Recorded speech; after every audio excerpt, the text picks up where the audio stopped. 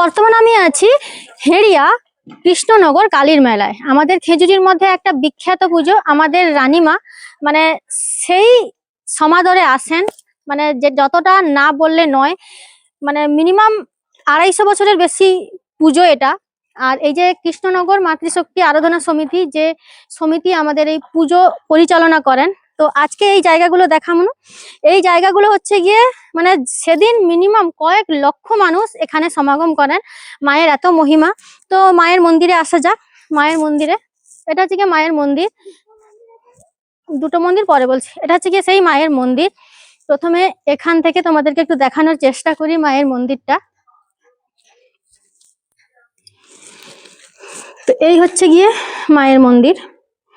এখানে মা সব সময় বিরাজমান আমাদের, মানে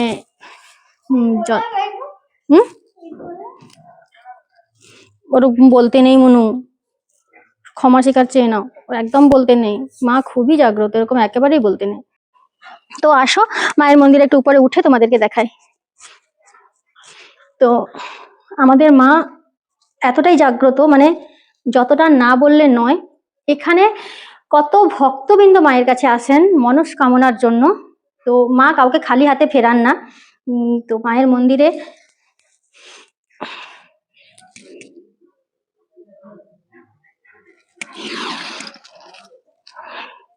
মায়ের মন্দিরে যখন মায়ের মেয়েরটাকেই পুজো করা হয়, আর মায়ের পিছনের যে ব্যাকগ্রাউন্ডটা আছে সেটা যে বোঝানো হয়েছে, মানে আমি যতটুকু জানি যে মন্দির ক্যামেরা যদি আমি এদিকটা করি, এখানে এক সাধু বাবা বসে আছেন। এদিকে আসো মনু, তুমি এদিকে আসো, ওখান থেকে পুরোপুরি এদিকে আসো। এখানে একজন সাধু বাবা বসে আছেন। এটা হচ্ছে গিয়ে মায়ের মন্দির, এটা শ্মশান। উনি এখানে মানে যজ্ঞ করেছিলেন। তো এর অনেক কাহিনী আছে, যে কাহিনীটা তোমাদের সঙ্গে আমি একটু পরে তুলে ধরছি।